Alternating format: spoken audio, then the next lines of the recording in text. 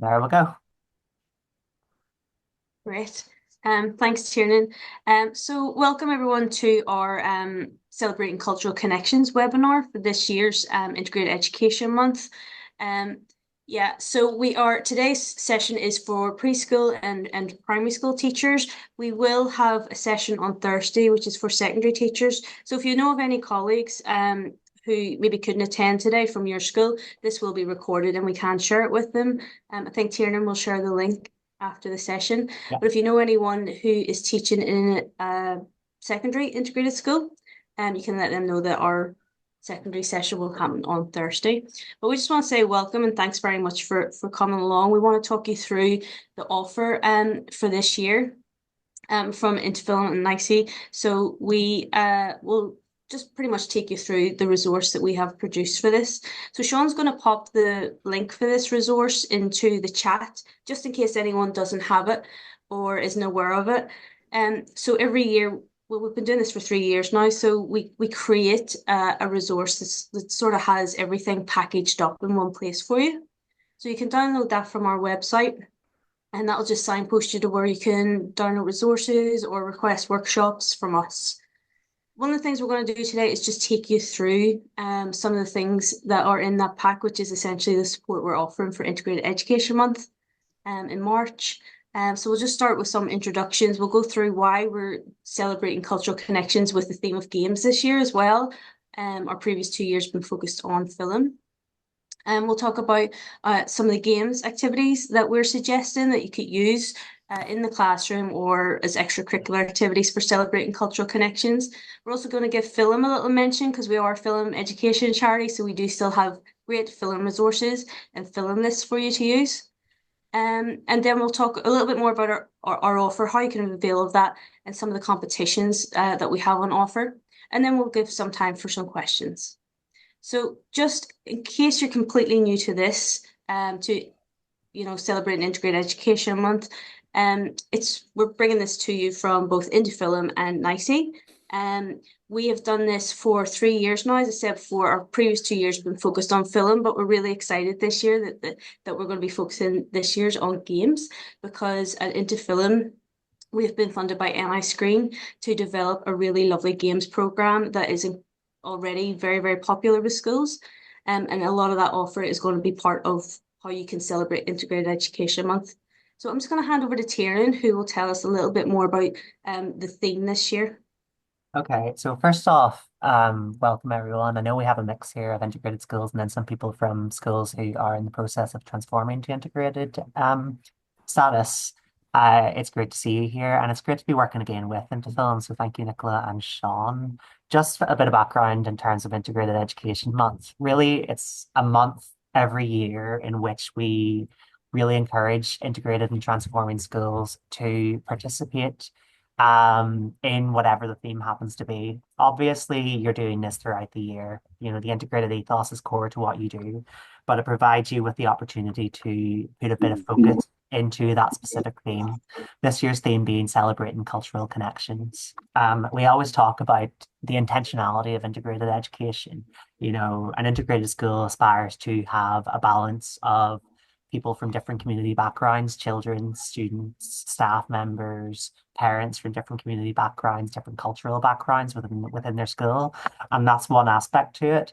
But on top of that, it's about really making the most of that diversity that exists within the school.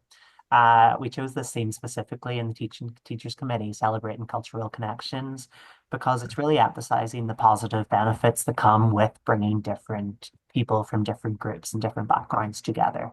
It's an opportunity to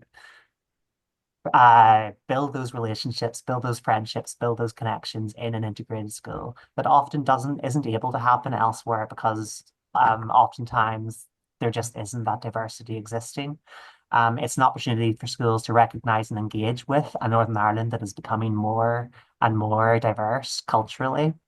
Um, so the theme itself, as we say here, it's an opportunity to spotlight what makes cultures within integrated schools and within Northern Ireland special and unique. Celebrating your own identity, celebrating your own culture. Not only that, also taking the opportunity to learn about other cultures, other identities, And then from that, forming these connections with other people that might not have happened otherwise. So it's an opportunity to focus on the connections that are formed within integrated schools and those friendships that develop that can be long term and can lead further into adulthood and beyond. And I suppose recognizing those opportunities within school to foster those connections, to nurture those connections, whether it's during lessons, whether it's during extracurricular activities, whether it's elsewhere within the school day as well. Thanks, Nicola. Just a wee quote here to suppose emphasize celebrating cultural connections and the benefit of diversity within schools. It's a Maya Angelou quote that we use quite a lot, but I love that in diversity there is beauty and there is strength. And I think that's true. I think society that is rich culturally, that is diverse culturally, enables people to learn from each other and to learn with each other. And I think really benefits the holistic education of the children that we work with, as well as the whole school community. So just really excited to see and learn more about this resource and how it can help us with this. Great, thanks, Tiernan. So yeah, I mean, that's a fantastic theme for us this year. And then on top of that, we're bringing games to the mix. Now, games are something that do kind of already exist in schools in different ways, but just in case some people are wondering why games, why would we be using games in the classroom? First and foremost, games are they're fun. They engage young people. Um, we have, we've been doing these workshops now for like about 2 years, and we're getting amazing feedback from educators and young people about the engagement levels and also the learning levels that are happening as well. It's a deeply immersive form of entertainment, so you get immediate engagement, like almost 100% guaranteed engagement from pupils when you're using games because it's something that they already enjoy and they're bringing so much prior knowledge to the table with it. But as well as it just being fun and something that young people are interested in, what people don't often consider about games is that they're actually really rich in storytelling elements. So all the sort of things that we would talk about with film or books, you can get from the discussion around games as well. So character, color, camera, setting, and sound, it's all in there. Um, and even if you're working sort of tech free, the digital literacy benefits are all there because you're giving young people a means to critically analyze and understand the media that they engage with. So even if they're not playing a game, say they're creating their own idea for a game, they're understanding that a game is made up of all those elements, all those storytelling elements, as well as some of the digital elements. And you can do that without technology. We have some amazing resources to allow you to do that completely on paper. So, a lack of technology wouldn't be an issue. As well as that, it's an opportunity to unlock and harness years of prior pupil literacy and digital literacy knowledge. So they're already coming with all of this understanding. They will tell you about games and game stories and game characters, like willingly. They're always keen to put up their hands and share, whatever is their favorite or what they play the most. And what they're doing is they're sharing narratives and they're sharing literacy with you and with their peers. And something that maybe isn't thought about a lot at primary is careers, but it's never too early to talk to young people about careers in the screen industries. We always find that actually leaving that conversation until the end of like secondary school is almost too late. And we know it does happen more in like key stage 3, but it's good for young people even in primary school to know that there are careers in the screen industries, and games is one of the screen industries. And in Northern Ireland, it is, and in the UK, it is getting to be a bigger thing for our economy. So I just want to talk to you a little bit about what our Indefilm support offer is this year for Integrated Education Month. Now, all of this is contained within that resource that Sean has shared a link for. And the first part of the offer is our webinar. So as I said, today's is the primary and Thursdays is secondary. And Tiernan will share a link afterwards so you can access this recording. But if you go into that resource that I mentioned, you'll see that everything is in there. And actually, all of this that I'm mentioning today is there with a little bit more. There might be some tips, ways to contact us. But we just thought a webinar is a great opportunity for us just to walk you through all of that, but also take any questions that you might have. I can't see the chat, but maybe actually, Kieran, if you could keep your eye on it, if anyone does have any questions along the Yeah. way. But we'll just go through the offer that we have. And the first thing we're offering is our story builder resources. So if you engage with any of the Interfilm support for Integrated Education Month last year or the year before, you might be familiar with our story builder resources, or perhaps we've been out to your school with resources and workshops. But if you're not familiar with Story Builder is our resource to help young people create their own narrative for either a film or a game. And we do it step by step where they're building the story almost like brick by brick with a focus on genre and then character and then setting. And it's a really lovely, engaging resource. Especially the primary ones, actually, they're really lovely. The Story Builder Games Light one folds out. We do have one for secondary as well.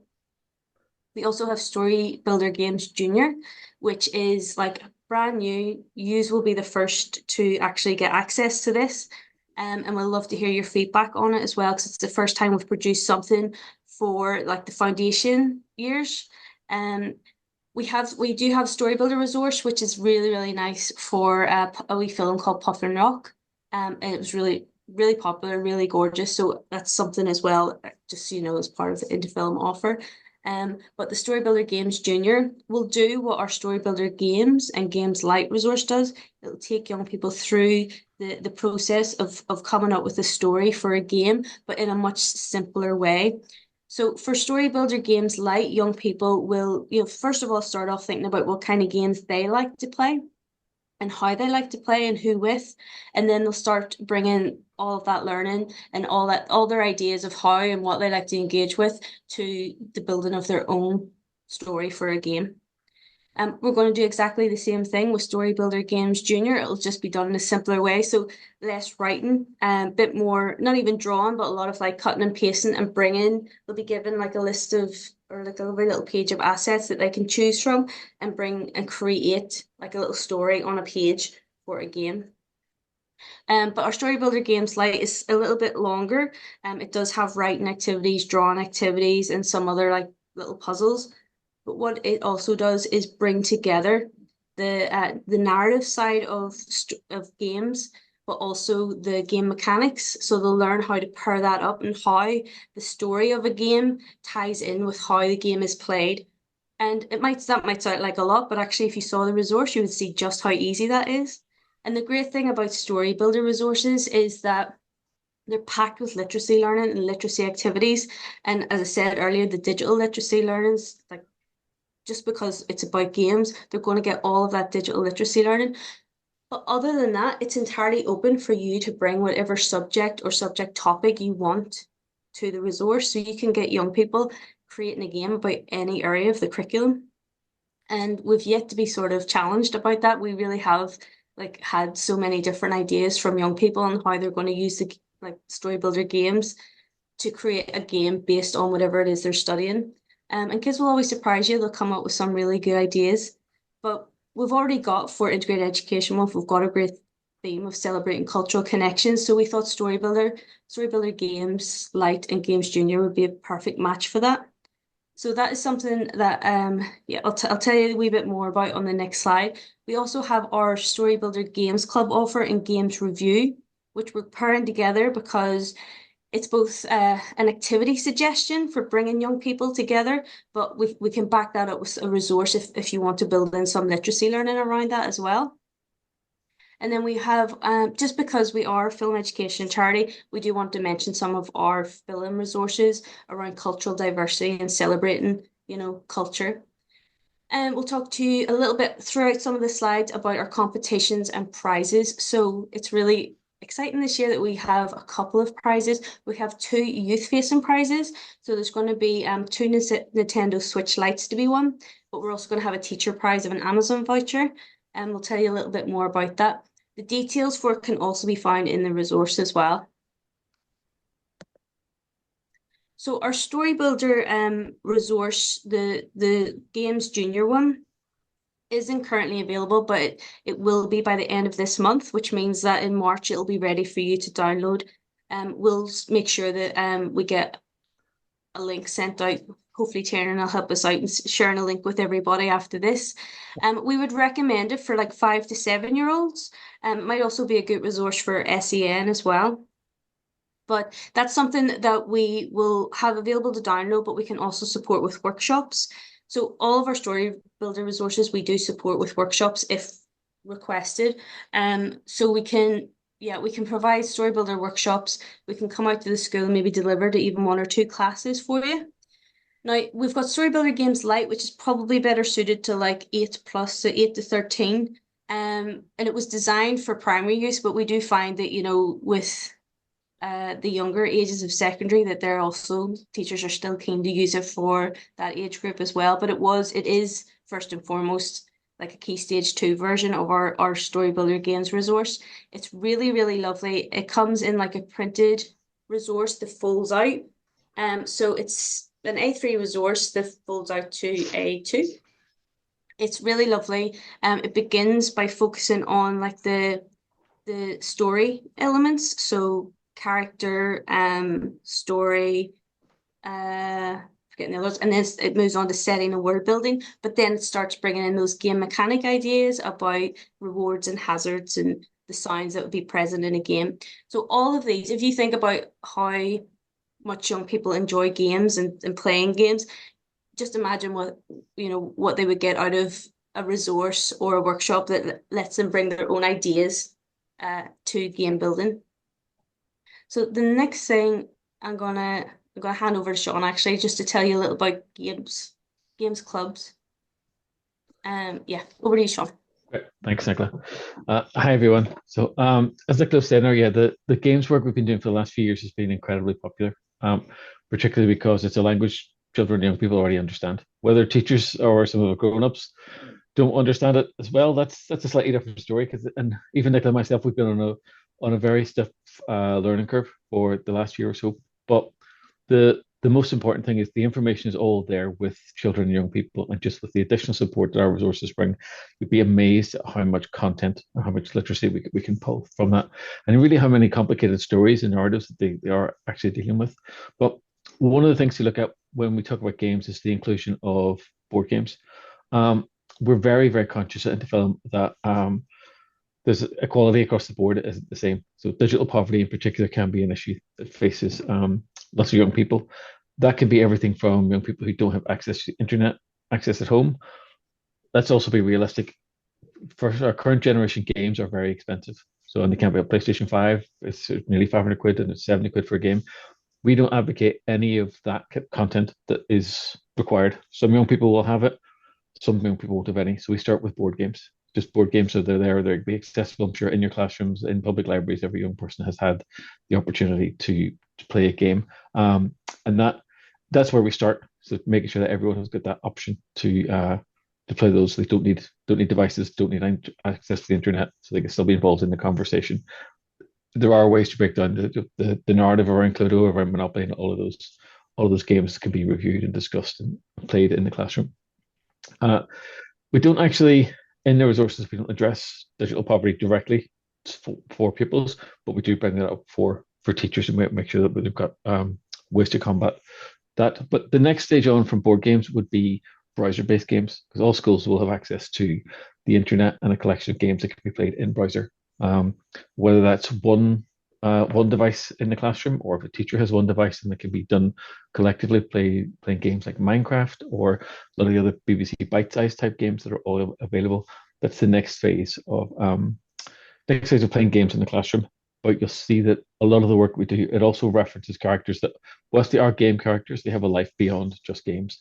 The likes of Mario and Sonic and those characters that are more cultural icons now rather than just individual game characters, to make sure that there's no young person that has been excluded and they have access to all that information. And more importantly, they can discuss that with their peers. So we're very keen that every young person involved in making these cultural connections can do so from their own lived experience. Well, and whether they may not have a Nintendo at home, but they will understand who Mario is. Obviously, streaming in our film platform with access to Mario films and additional content. Um, so we've got those. Browser-based games are very useful, particularly for teachers who are just trying to dip their toe in the water, and we are very aware that every school's restriction in terms of IT and technology, it varies drastically across the board. Some schools have got incredibly impressive suites, whereas other teachers are maybe have got one or two devices that they'll share between either a full class or a full school year, and all of the resources are tailored to be able to adapt. So depending on what you can depending on what you can access, you could run a board game club. You could have a browser-based club. But it's important that at the heart of that are young people coming together and playing games together, because we're very conscious that when we go to the cinema and we take maybe take 300 young people to the cinema for a session, they can all sit down and they can all watch a film, they can all interact with the film, and that's great. But games take storytelling and narrative and engagement with young people to a completely new level, because without one of these, without an actual controller, the game won't do anything. You can passively sit back and a film will happen around you, but a young person has to actively engage with the game. Otherwise, nothing will happen. And it's about harnessing that engagement and that agency that young people have in storytelling to help them make connections, explore other worlds, explore other characters, and in many games, even be able to design and develop your own character. Because a lot of the games will start with the character selection, the character creation aspect of it, and that's a really interesting activity in schools for children and young people to get involved in. But whatever type of club, whether it's board game club or it's browser-based games or handheld games, or if you've got access to additional equipment, that's fine. But it's trying to exploit the literacy benefits of games, and there are so many. Again, it's one of those things that not a lot of people realize, but I think the original Pokemon games on the likes of Game Boy and DS, they are incredibly rich in text. Most of those are text-based games, and young people are reading lots of text or understanding lots of text. It may not be presented in a book form, but that actual physically reading text is pervasive in practically every game. That's one aspect of it. But what we're more interested in is young people having that discussion about games, being able to discuss and understand character, setting, story. They can understand multiple endings and narratives, and trying to encapsulate that all together in the likes of games reviews and games discussions, talking about how characters feel, how characters appear. All of that stuff is really, really rich. And we have found from all of the workshops we've been delivering over the last few years that particularly reluctant writers and young boys who we touch on the subject of whether it's Fortnite or Rocket League or whatever it is, or FIFA, whatever game it is, instantly they light up because all of a sudden they're an expert. And whether we as educators or teachers don't have the full understanding of that game, that doesn't really matter. What we have an understanding of is how to harness that excitement and that energy from young people, and that's where things like the review writing comes in. So being able to provide access to reviews for young people, but again, we've got lots of reluctant writers. That's why we provide reviews can be submitted to us as traditionally written reviews. We'll accept audio reviews or small podcasts that young people have recorded in the classroom, drawn reviews. We've had some young people experiment with AI as to use some of the images for the reviews. So any format that a young person can engage with or can discuss games, we'll be more than happy to receive them.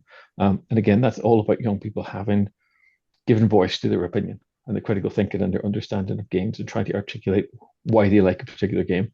And in many cases, you'll have lots of pupils who will be playing games well into the evening. And that's when they're at home, rather than saying, let's switch that off, let's bring that into the classroom, have a discussion about it, and talk about what is it about that game that actually supports you.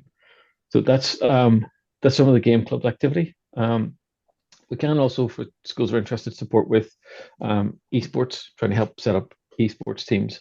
So it's surprising because and it's a wee bit depressing actually, because we found that professional esports players are they tend to retire at the age of 25. So you work really hard. The actual players will retire at the age of 25 because apparently that's when you're kind of just beyond your peak as a games player, which is for many of us, I'm sure, quite depressing. Like at 25 and you're finished. But that said, the actual industry around esports and games and playing games in terms of all of the project management, all of the admin, all of the support, the shoutcasting, which is another term for the terms of commentary on games. All of that work is leading into what is the fastest growing sport and activity around the world. So it's esports is a massive thing. And again, I'm sure lots of your students are watching, professional streamers and professional YouTubers are watching that. It's about how do we bring that into the classroom, and that can be done very, very easily. We have got here within the resource, you'll find this bracket system. That's a way of just breaking down your classes and your groups into smaller teams, and running small tournaments. Now, you may have one handheld gaming device. You may have one game that children take turns in. As long as times and scores can be recorded on a chart like this, that's totally fine. You can run an entire tournament with just one device. So we're very, again, to go back to digital poverty, we're very clear that this doesn't involve any major investment in equipment.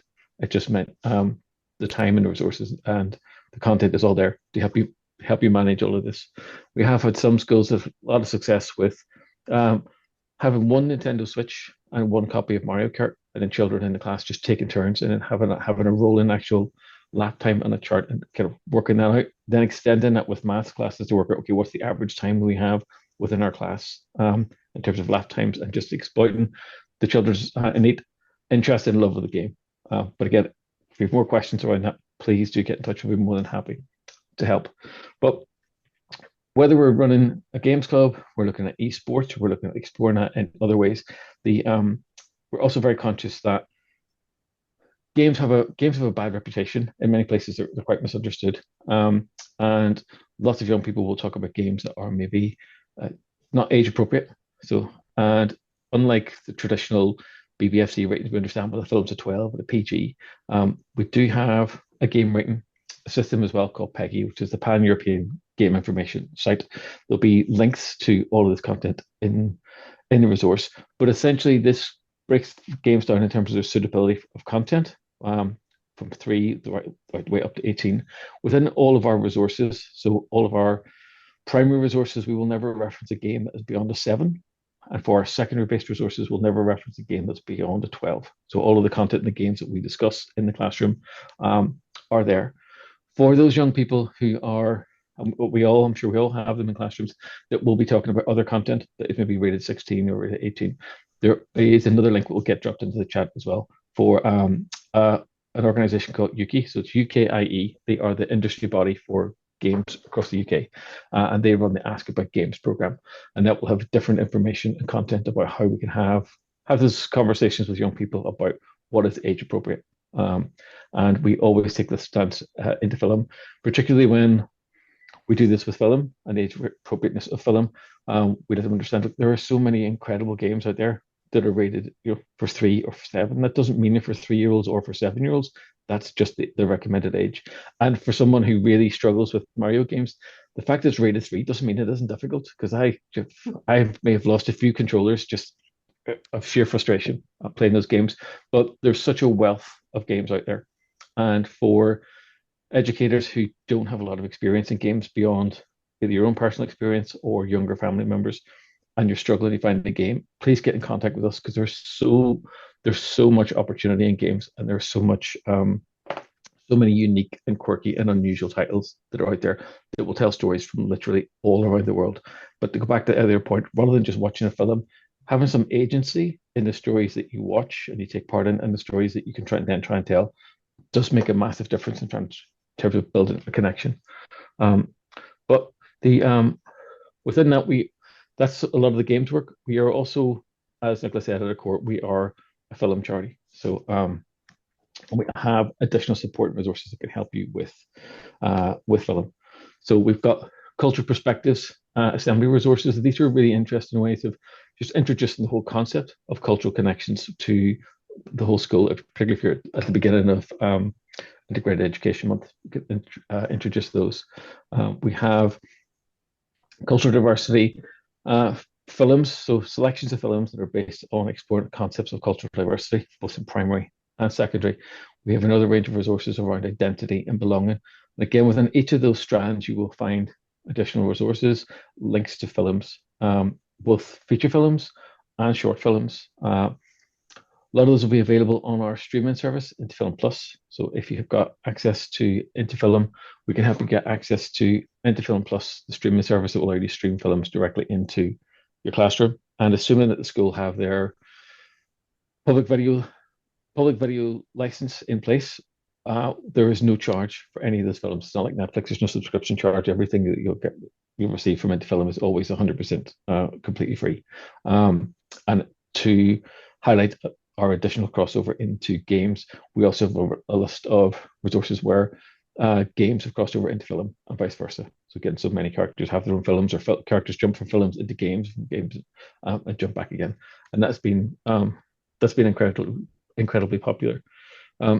Speaking of which, just while we're on that, I think I'll get a link dropped in a second. But we also have our spring screening program. So that's an opportunity for teachers and young people to go to the cinema for free. We have our program runs usually in November. We will run our main Into Film Festival, run to the first 3 weeks of November. But we also, not many people know, we have a spring screening program, which is open at the moment. So I will drop the link in a second. But if you get access to that, you can have a look for cinemas in your local area that are screening films for free. That's taking place in March. There's Integrated Education Month. And as a teacher, you log on and you book all of those places. For some schools, we can provide additional support for transport if necessary, but it's an opportunity if you in some cases, take the entire school to the cinema for free. Anyway, I think we know that if you look at the games, Mario was also one of the movies that's involved in the spring screening program this year. But again, that and all the other information can be found at intofilm.org. And I think that's, I know we were kind of, sorry, go ahead, Nicola. I was going to say, like most of the links for the resources we're recommending for Integrated Education Month this year in this, you can find everything in the resource we've created, which is the first link that was shared. But Sean, if we can get the Ukie link and the spring screenings, that's something that wouldn't be in that pack. But everything else, anything else you've seen here, you thought I want to try that out, we should have a resort or a link to the resource in the pack. And just while I was just going to say while we're on that, because I kind of skimmed over it earlier, but competition wise, I did mention all those fabulous prizes. There'll be a games review competition prize. So one of the Nintendo Switch Lites will be for the best games review that we get from one of the Celebrating Cultural Connections games club. So if you set up a games club, do get your young people to write or draw or record a review, whatever way is best suited to them, and send them to us. All the details of that will be in the pack. But we will pick one winner for the games review competition, and we'll be giving out a Nintendo Switch Lite. As well as that, we will ask for, if you've done Story Builder Games Lite or Games Junior with your class, please do send us photos. And I think we're just asking for like a line or two just to say what you've done, but send us photos. The details of which page to send photos of is all in that pack. But for the best story builder design, we're going to give away a Nintendo Switch Lite as well. Now, they're kind of prizes for the young people, but we are going to have a teacher prize. So we're going to have an Amazon voucher just for the best engagement with Celebrating Cultural Connections this month, or in March, with games. And all we want is for you to just write a very short paragraph to say how you supported or how you celebrated this year's theme with games, and maybe send us a photo or something to back that up, and we'll give out an Amazon voucher for that as well. Thanks, Sean. Okay, thanks. Just to say, it's as we're finishing up, there's games we're very aware that sometimes games in the classroom, it can be two things. First of all, it can be quite frightening as an educator, thinking I'm not fully across this as a medium. I don't fully understand. I know the basics, but I'm not a gamer. I don't have a lot of experience. That doesn't matter. That genuinely, that's not something to be worried about. And the other aspect is some resistance. Ironically, we had this years ago in schools, and we still have it in some schools. It's that, oh, but if you're showing a film, that's not teaching. How can young people be learning when they're playing a game? If young people are playing a game and they understand how the game has been put together, they understand the structure, the narrative, what are the makers intended to do? What's my objective here? How does all of this narrative work? And they can have a discussion about it or talk about it. That's incredibly rich critical thinking literacy and understanding. It's just that we're using a slightly different medium, and it's a medium young people are already familiar with. So even if you're skeptical about it, I would encourage you to jump in, have a go.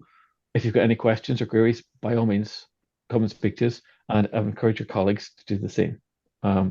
You find some people hiding away in the staff room, pretending that they're not gamers, but they really are because they're on Candy Crush or they're on different things, and everyone's playing a game at some point. But it's something that should be embraced in the classroom because it's our children are already there, so I think it's time we can join them.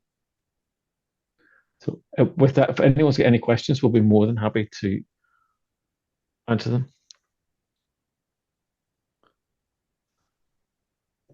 If you don't want to switch your camera on or say it out loud, we're happy to take them in the chat as well. And just to say as well, as enjoyable as it is for the kids, I think it's actually a really enjoyable thing for teachers to do because it's something that's different. And because it's supported with resources, it doesn't take an awful lot of, I mean, obviously it always takes work on your part, but like we are bringing really lovely, colorful resources and workshops to help kickstart engagement with it.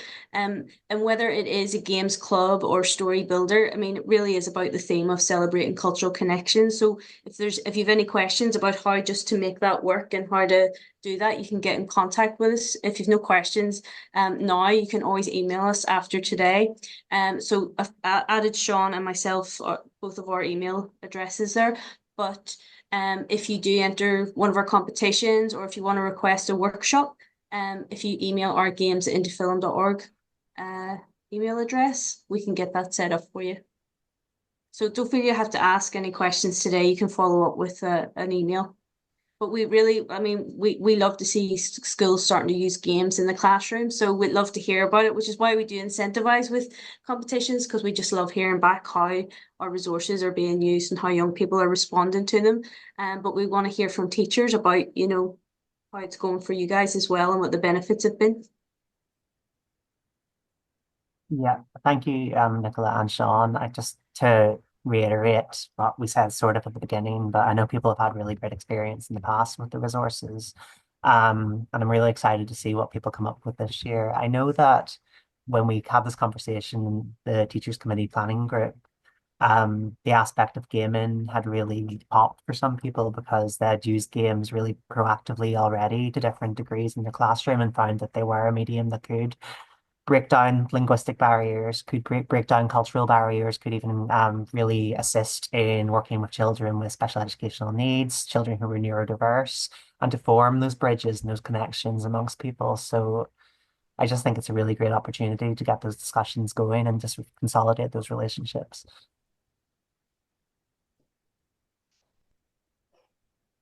I guess all that's left to say is good luck with any of your activity over March for Integrated Education Month, and we're here to help if you want to reach out to us, and we'll make sure that the recording is sent on to you and any additional links as well. Tierna, maybe if you have the contact details, we could send. I know Sean, if you popped the Yuki stuff in the chat It's all in already, there. but we could back it up as well and send it via email. So we'll do, as we did before, we'll do an email to teacher reps with the link to the recording plus the additional links, and we'll also do a social media post. So hopefully you won't be able to avoid it, and please do pass it to your colleagues as well and spread the word. Yeah. Thank you very much. We want those prizes to get out there. Yeah. And the engagement. Thank you very much. Okay. Thank you. Stop the recording. How do I stop the recording?